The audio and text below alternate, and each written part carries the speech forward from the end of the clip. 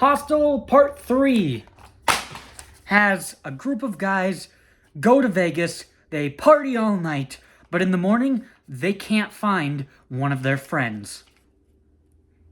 Wait a minute, that sounds like The Hangover.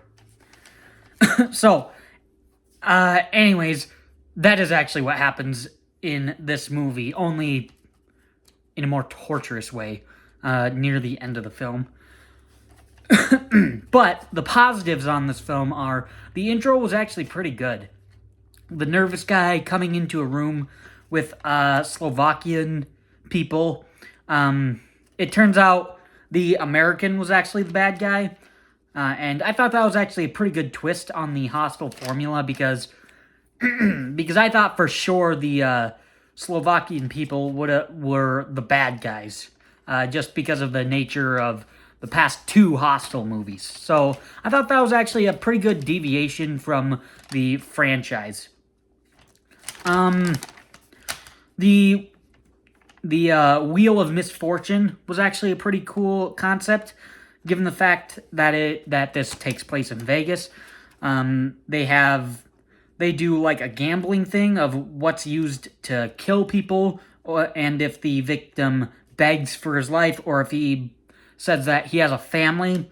I thought that was actually pretty cool. That was actually a pretty cool concept for the Hostel franchise, and something a little bit creative, a little bit unique to the franchise. And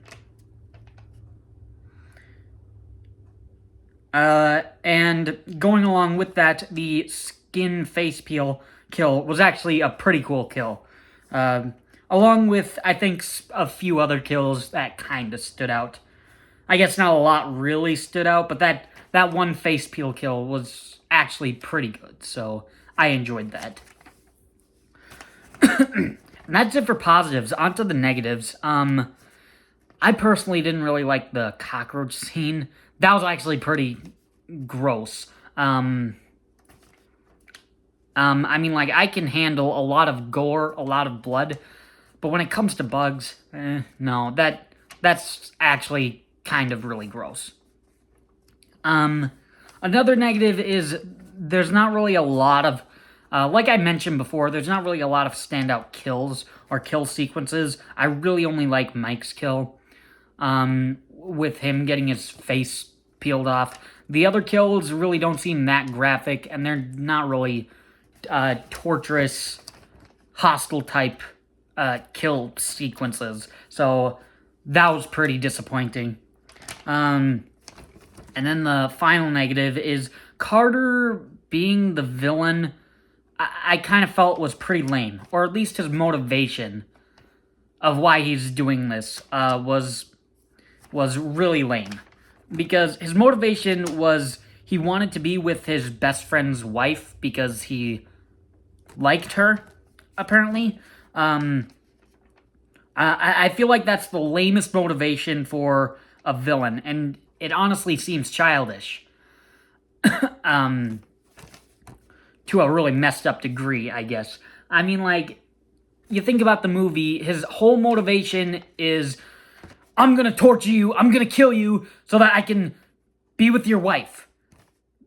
Like, it's not out of revenge, it's not out of, I mean, like, it's not even the way he lives, it's just being with his wife. That feels really childish, and that's just a really lame motivation to go through all of this. And then going along with that, even if he's gonna go through all this torturous pain stuff just to be with his friend's wife, like, okay, he's despicable. He's a despicable character.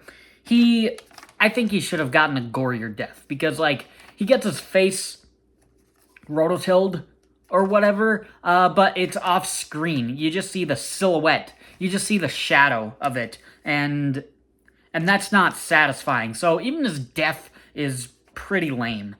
So just the villain and his motivation and his death was all just lame in this movie, and not really that interesting. And that's it for negatives. In the end, I do think this movie is fine. I don't think it's great. It's got problems. But in the end, I don't think it's too embarrassing. I think it's my least favorite, but out of a franchise, I don't think this movie is too bad. Like, I don't think it's bad at all. I think it's perfectly fine, but if I'm in a hostile mood, I'm gonna watch this one last. So, not the best horror movie, but it's fine. That's my review on Hostel Part 3. Thanks for watching.